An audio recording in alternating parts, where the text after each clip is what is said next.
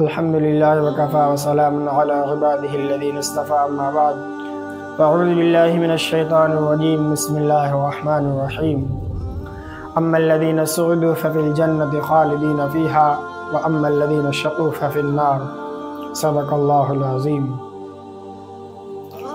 غنیمت سمجھ زندگی کی بہار، میرے دوستو غنیمت سمجھ زندگی کی بہار کہ آنا نہ ہوگا یہاں بار بار، اور تیری کرنی کے ملیں گے تجھ کو پھل، تیری کرنی کے ملیں گے تجھ کو پھل، آج جو بوئے گا وہ کاٹے گا کل۔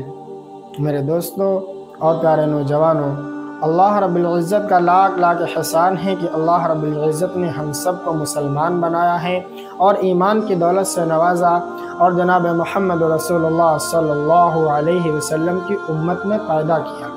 یہ اللہ رب العزت کا احسان ہے۔ میرے دوستو جب انسان اس دنیا میں آنکھیں کھولتا ہے تو یہ دنیا اسے چاروں طرف سے گھیرنا شروع کر دیتی ہے۔ جس طرح کنویں کا میڈک یہ سمجھتا ہے کہ اس کی دنیا کنواں ہی ہے، ٹھیک اسی طرح کا معقل انسان یہ باور کر لیتا ہے، یہ تسلیم کر لیتا ہے کہ اسے ہمیشہ اسی دنیا میں رہنا ہے، اور اگر بالفرض کبھی مرنا ہوگا تو فنا ہو جائے گا، ہڈیاں خستہ ہو جائیں گی، جسم کے اعضاء ٹکڑے ٹکڑے ہو جائیں گے، اور اس سے اس دنیا کے بارے میں کوئی سوال نہیں کیا جائے گا۔ مگر میرے دوستو یہ انسان اپنی ایک سوچ بنا لیتا ہے کہ اس سے اس دنیا کے بارے میں کوئی سوال ہی نہیں کیا جائے گا۔ مگر میرے دوستو اس دنیا میں انبیاء علیہ السلام تشریف لائے، انہوں نے بتلایا کہ تمہارا یہ تصور انتہائی غلط ہے، یہ دنیا امتحان گاہ ہے اور یہاں تم آزمانے کے لیے بھیجے گئے ہو، یہاں کہ تمہاری ہر حرکت اور ہر سکون کا حساب ہوگا۔ اگر اس دنیا کا بسنے والا انسان نیک عمل کرے گا، صحیح راستے پر چلے گا، حق و صداقت کے علم بردار رہے گا، خالق کائنات کے احکامات کے مطابق اپنی زندگی کو گزارے گا، تو مرنے کے بعد کامیابی اس کا قدم چومے گی۔ اور اگر اس دنیا کا بسنے والا انسان شرکسی اور غرور کے راستے پر چلے گا اور ظلم و ستم کی چنگاریوں سے اپنے بھائیوں کو جلانا چاہے گا، تو میرے دوستو ایک دن آئے گا جب اس کو اپنے کیے کا حساب دینا پڑے گا۔ اللہ رب العزت پوچھے گا کہ تمہیں دو آنکھیں دی گئی تھی تاکہ تم غلط اور صحیح کی تمیز کر سکو، ہاتھ دیے گئے تھے تاکہ تم کسی غریب کی مدد کر سکو، تمہیں دو پیر دیے گئے تھے تاکہ تم خدا کی عبادتوں کے لیے مسجدوں میں جاؤ، کیا تم لوگوں نے ایسا کیا؟ اگر ایسا نہ کیا ہو تو یاد رکھو جہنم کی دہکتی ہوئی آگ ہے، اس میں تمہیں ڈالا جائے گا۔ میرے دوستو اس دنیا کا سیم و زر، مال و دولت، دکان و مکان، جائیداد و پراپرٹی کچھ ہمارے ساتھ نہیں جائے گا، صرف اور صرف نیک اعمال ہمارے ساتھ جائیں گے۔ وہ نیک اعمال کیا ہیں؟ چند رکعتیں نمازیں جو ہم نے خلوص نیت سے ادا کی ہیں، چند میٹھی باتیں جو ہم نے کسی بے کس اور مجبور کو اطمینان دلانے کے لیے کہی ہیں، چند پیسے جو ہم نے مسجد یا مدرسے میں لگایا ہے، یہی نیک اعمال ہمارے ساتھ جائیں گے۔ ایک حرص ہوا کو چھوڑ میاں مت دیس بدیس فرے مارا، ذات اجل کا لوٹے ہیں دن رات بجا کر نکارا، کیا بدیا بھینسا بیل شتر، کیا گوئی پالا سر بھرا، اور سب ٹھاٹھ پڑا رہ جائے گا، سب ٹھاٹھ پڑا رہ جائے گا جب لاد چلے گا بنجارا۔ دوستو جب موت آئے گی تو ہمیں ایک منٹ کیا ایک سیکنڈ کی بھی فرصت نہیں دے گی۔ اس موت کے آنے سے پہلے ہمیں موت کی تیاری کرنا ہے۔ کل نفس ذائقۃ الموت، موت ہر جاندار چیز کو آنی ہے، یہ قرآن کہہ رہا ہے۔ نبی کریم صلی اللہ علیہ وسلم نے ارشاد فرمایا کہ جب بندہ قبر کے اندر دفن کر دیا جاتا ہے تو اس کے پاس دو فرشتے آتے ہیں، جن میں سے ایک کا نام منکر اور دوسرے کا نام نکیر ہوتا ہے۔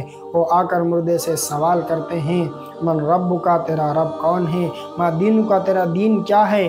ما کنت تقول فی ھذا الرجل محمد، اور محمد مصطفیٰ صلی اللہ علیہ وسلم کے بارے میں پوچھتے ہیں کہ وہ کون ہے۔ اگر بندہ نیک ہوتا ہے تو وہ جواب دیتا ہے، من رب کا، میرا رب اللہ ہے، ما دین کا، میرا دین اسلام ہے، اور محمد مصطفیٰ صلی اللہ علیہ وسلم میرے پیارے نبی ہیں۔ اور اگر وہ بندہ نیک نہیں ہوتا ہے، اس بندے نے اس دنیا میں رہ کر آقا صلی اللہ علیہ وسلم کی تعلیمات سے ہٹ کر زندگی گزاری ہے، تو میرے دوستو اس کے منہ سے آواز ہی نہیں نکلے گی، وہ کہے گا ہاں ہاں لا ادری، ہائے افسوس میں نہیں جانتا، ہائے افسوس میں نہیں جانتا۔ ان سوال کا جواب دے دیتا ہے تو اس کے لیے حکم ہوتا ہے کہ جنت کی کھڑکی کھول دی جائے، وہاں سے جنت کی ہوا آتی رہتی ہے اور بندے کو سلا دیا جاتا ہے۔ اور جو بندہ سوال کا جواب نہیں دے پاتا میرے دوستو، تو اس کو قبر میں عذاب ہوتا ہے۔ وہ عذاب ہوتا ہے کہ نبی کریم صلی اللہ علیہ وسلم نے ارشاد فرمایا کہ پھر قبر اتنی تنگ ہو جاتی ہے کہ داہنے طرف کی پسلیاں بائیں طرف اور بائیں طرف کی پسلیاں داہنے طرف گھس جاتی ہیں۔ قبر اتنی سخت، اتنی تنگ ہو جاتی ہے میرے دوستو، اور اس پر ایک ایسا سانپ مسلط کر دیا جاتا ہے جس کی فنکار کا یہ عالم ہوتا ہے کہ اگر وہ دنیا میں پھونک مار دے تو کل قیامت تک کوئی چیز اگے گی نہیں۔ ایسا اژدہا اس کے اوپر مسلط کر دیا جاتا ہے، وہ مسلسل اس کو ڈستا رہتا ہے۔ دوستو، حضرت عثمان غنی رضی اللہ تعالی عنہ جب کسی قبر کو دیکھتے تو اس قدر روتے کہ ان کی داڑھی مبارک آنسوؤں سے تر ہو جاتی۔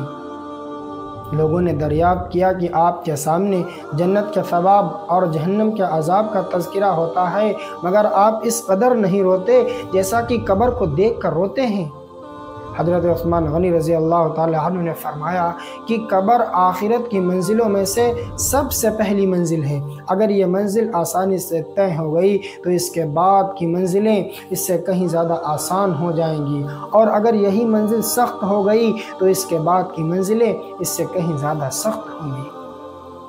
اس لیے میرے پیارے نوجوانوں، آج ہم دنیا کو ترجیح اتنا دے رہے ہیں کہ صبح اٹھے اور شام ہو گئی، ہمیں 5 وقت ٹائم نہیں ملا کہ ہم اللہ کی عبادت کر لیں، آخرت کو اپنی درست کر لیں، اپنی آخرت کو بنا لیں۔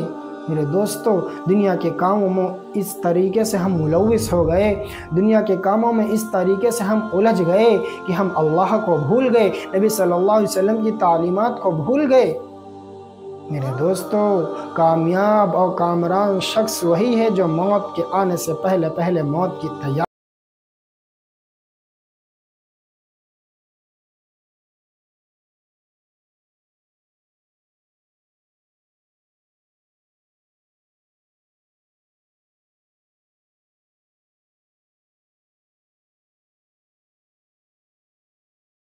ہم اللہ کی عبادت کر لیں، اللہ کے سامنے رو لیں، اللہ کے سامنے اپنے گناہوں کی تلافی کر لیں۔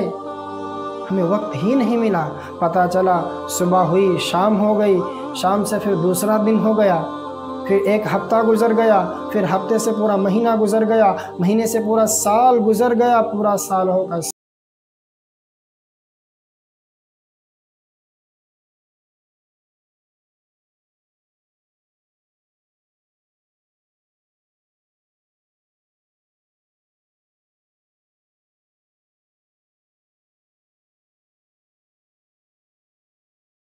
اور نہ مرنے کے بعد ہمارے پاس وقت نہیں ملے گا۔